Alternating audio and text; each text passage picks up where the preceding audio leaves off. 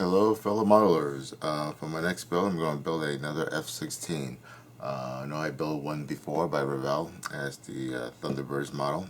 This time I'm going to build the F-16A/C from Academy Models, 148 scale. When I did some research on the model, couldn't find really too many build videos on YouTube, so I decided to do one myself. This is a pretty okay kit. It's a good price. It's around the $20 mark. So let's open up and take a look.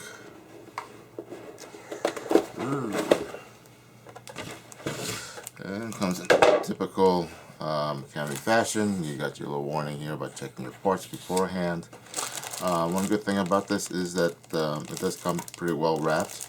You have your main body and other parts here, and your clear sprue individually wrapped. You have another bag with just 2 sprues, which is good. It minimizes the amount of rubbing. And you have the inside of the bottom fuselage against the other part, so that any rubbing marks is going to be on the inside, not on the outside surface, which is great.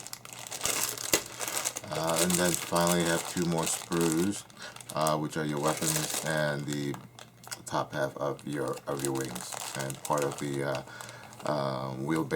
wheelbase and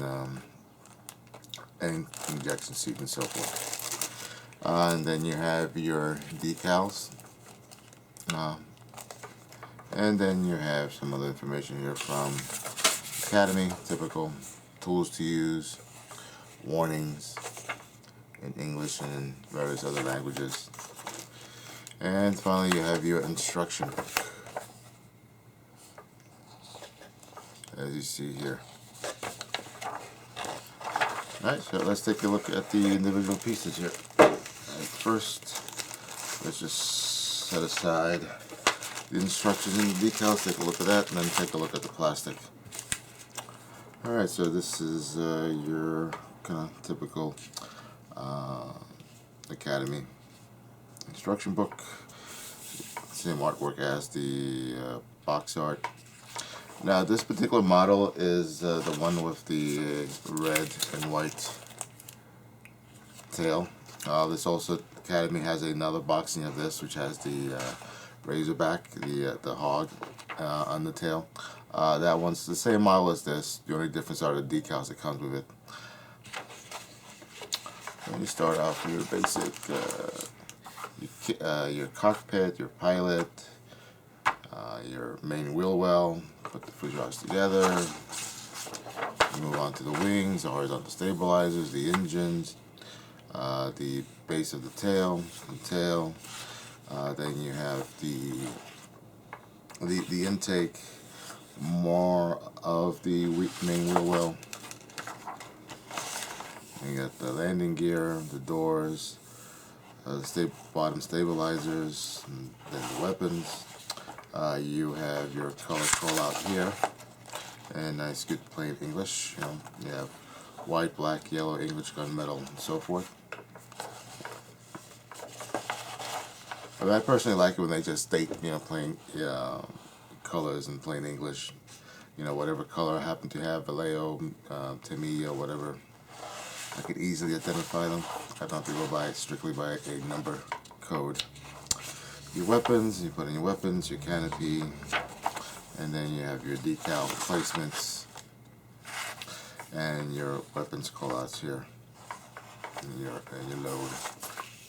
And then you have your parts diagram here. Indicates what parts won't be using for this particular model. In this case being this also comes with the A bottom of the vertical fin, and the G-pods, which you will use for that, and the 2, I believe these are the bombs. It's not stated, but I believe these are the Mark 82s, regular iron bombs. If you were to build it as is for the box cover art. Here you have your decal sheets. Just take out the plastic so you can see it.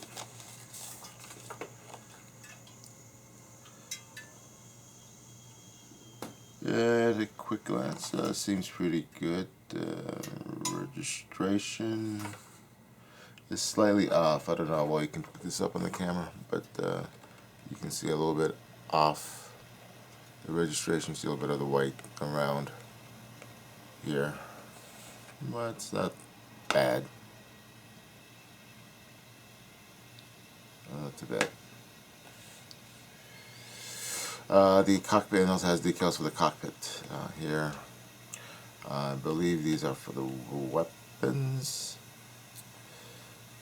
and so forth. All right, okay, good. Put that aside. All right, so let's take a look at the parts. I haven't opened this yet. Now, this particular model I did build before. This is the second time building this, and I'm going to do a different scheme than I had last time, and I'll show you that at the end so you can compare them. Alright, so let's take a look here. You have, these are the top of the wings. You can see you have pretty good details. Let me see if I can catch the light there. You have your rivet details.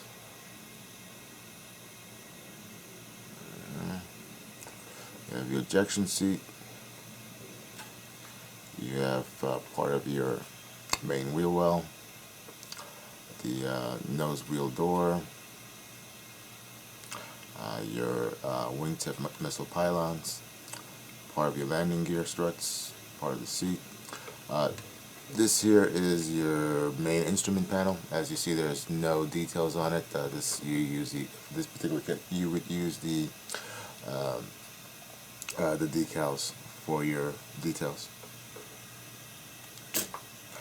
So you got your ordnance here. You have your gravity bombs. You have your air-to-ground missiles in halves. You have your air-to-air missiles, your AIM-9s. You have the launchers for the air-to-ground missiles. That worked. Let's open up the other bag.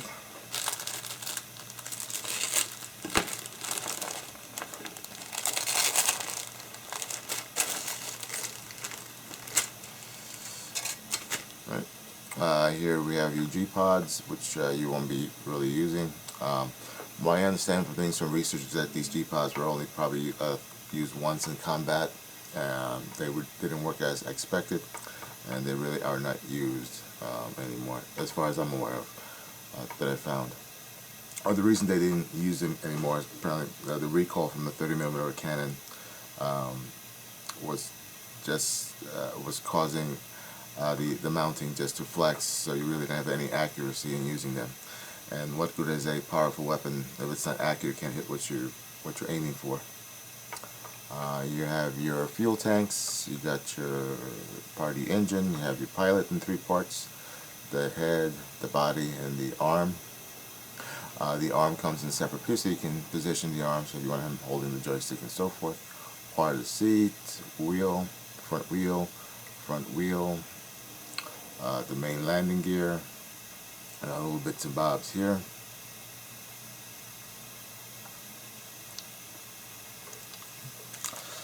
Here you have your main body of the airplane.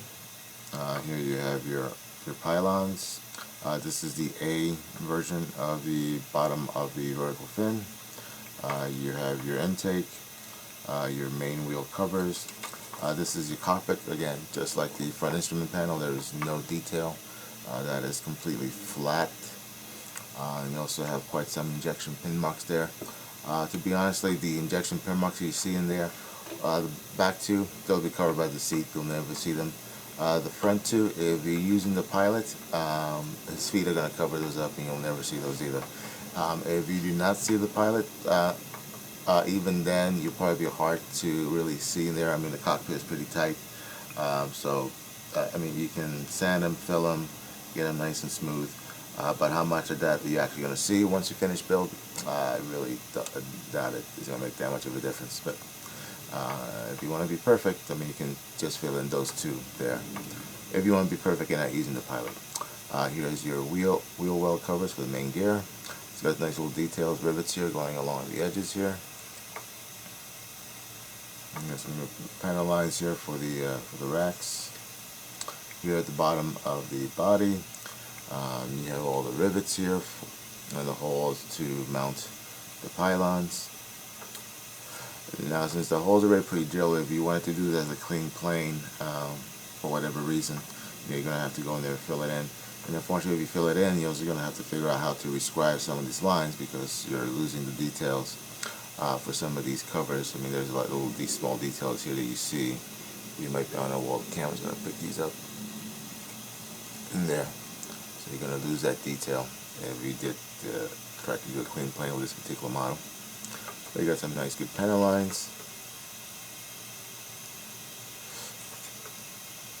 Now on this particular molding, the panel lines on this side are pretty pronounced and they look pretty good. On this side, they actually do start to fade.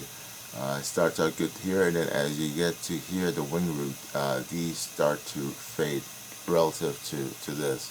So by the time you get here, in this area here, the actual rivets are actually all gone. I mean, you don't see the rivets.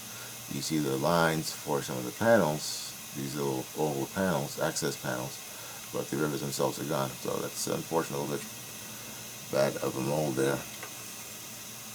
But since this is going to be at the bottom, underneath the plane, this is going to be covered up by the fuel tanks, using the fuel tanks. So you're really not going to see the details here anyway. So it's unfortunate that they have a bad mold, but in practice, it's not really going to matter much, if any. Right, and then we have finally the top.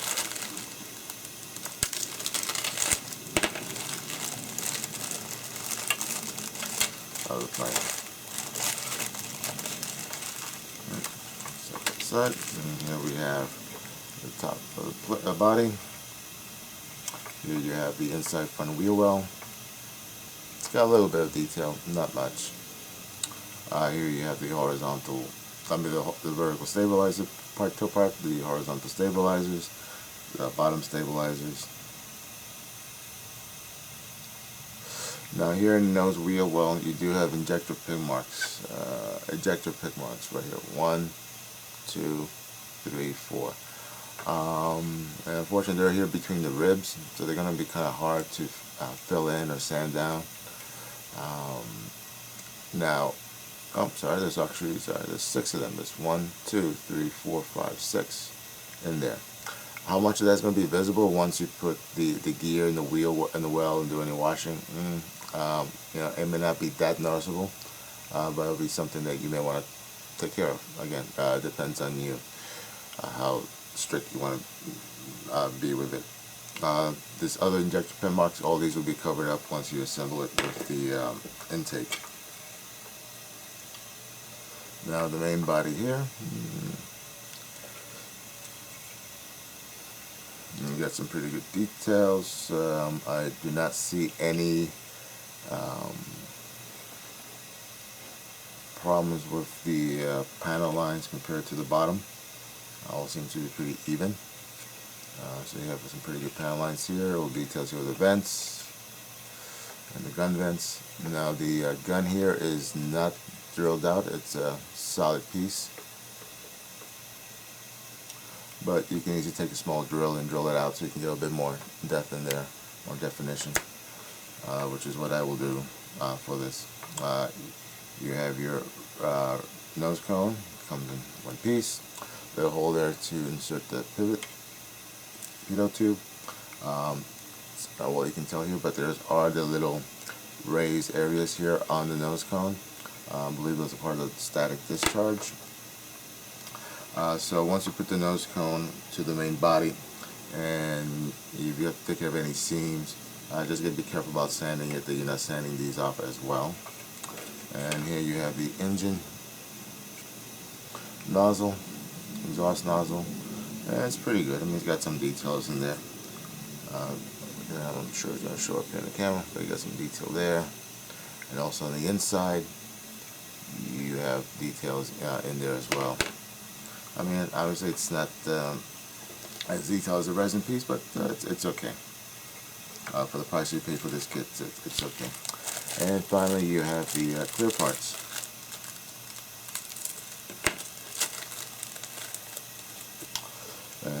the clear parts. Now, looking at this particular kit, even though this was wrapped up in plastic for some reason, I do see rub marks. I'm not sure how well the camera is going to pick these up, but there are slight rub marks right here at the very top of this, which is unfortunate. You would not expect that considering it's all wrapped up, but there are some rub marks. It's not scratches, more just like a little rubbing from the packaging. A little bit of buffing and some clear on this should take care of that, so at the end it should not be any problem. And then you have your heads-up display, and you have your landing gear lights here, which are these two little small dots. And then you have your navigational lights which go off to the side. So those are the parts for this. Let me just put this back in here so I don't scratch it up. Like I said, I did build this kit before. Let me just get it and show it to you.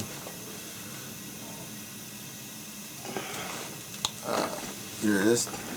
Now, I didn't build it the same way that it has in the instructions or in the as far as the painting and the decals.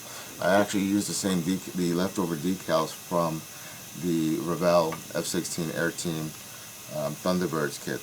That kit came with two sets of decals, one being the Thunderbirds and one being a regular line plane. And that's what I used for this. And I think the model, I mean, even though it's $20 model, so it's, you know, about one-third the cost of a Tamiya kit. But it came out pretty well. I mean, there are some fit issues and whatnot, which I will go as I do the build. The second build, I am going to go through and show you and point them out. Hopefully, if somebody's interested in this kit and they decide to buy it, hopefully I'll help you out as you build it. Like I said, when I went on YouTube, I didn't find too many build videos on this particular plane. I mean, particular kit from Academy. So hopefully my video will help them decide if they want to help buy the kit or just help them build it if they already have the kit in their stash. Okay, so first step that I'm going to do with this kit is wash these parts, get them ready to start cutting them from the sprue and gluing them together. Alright, thank you for taking the time to watch this far of the video, and I hope you found this useful, and stay tuned for the other parts. Have a good day.